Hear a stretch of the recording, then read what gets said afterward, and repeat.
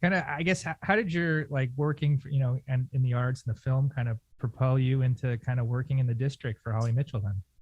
So I think the arts are really instructive for how we communicate with people.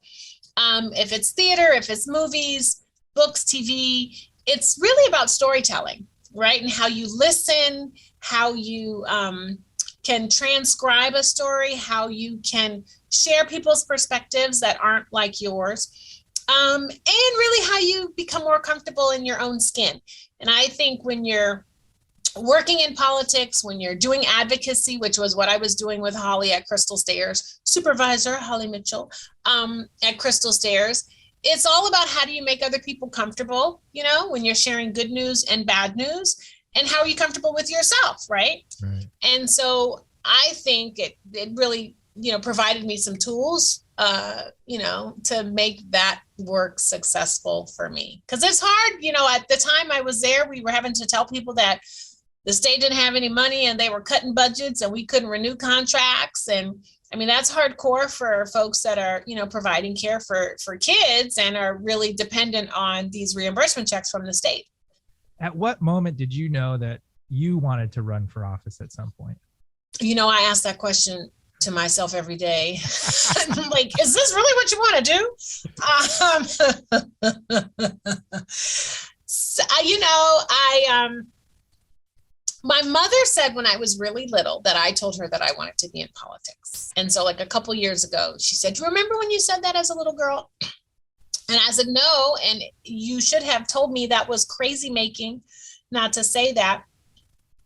But I think after I helped Miss Mitchell get into the assembly and I served as her district director, and then in the Senate, we started working to nurture other women and women of color to run for office.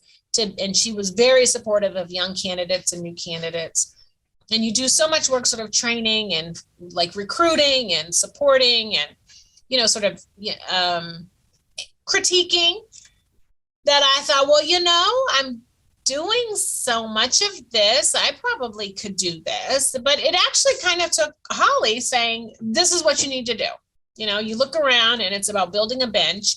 And so tag your it, jump in. And there are all kind of statistics that say, you have to ask a woman 3 times to run before they decide. And, men wake up, they go to the bathroom and they say they're going to run for office, which is a joke. So it actually took her telling me this is something you need to do. Like, we need you in this space, tag your it, for me to say, maybe this is something I can do. And sometimes you wake up and you question, is it the right decision? Do you have what it takes? Are you really making change in a way that's important? Because I will say it's an awesome job, but it's incredibly humbling.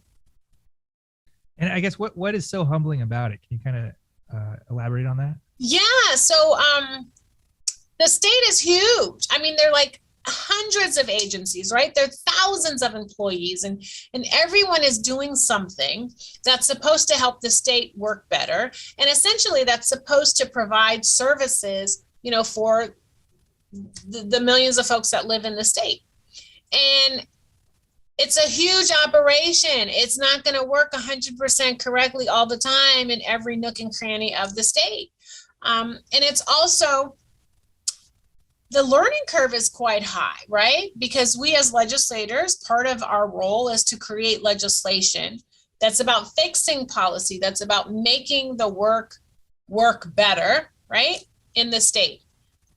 With all of these nooks and crannies and departments and programs and initiatives, it takes a minute to kind of figure out what those things are and what they do and how they work and what's the challenge and how, and there's also so much connective tissue. So that's humbling because most people run and they think they know everything. And then you get here and you're like, I don't think I know everything, which is like, a heavy thing for a legislator to admit. But I think that's one of the reasons why I do my Watch Wednesdays, because I try to bring a little clarity and a little fun to these concepts that are state government. Make sure you click the button below and subscribe and hit that notification bell so you can keep up with all our news and updates. are called dreamers.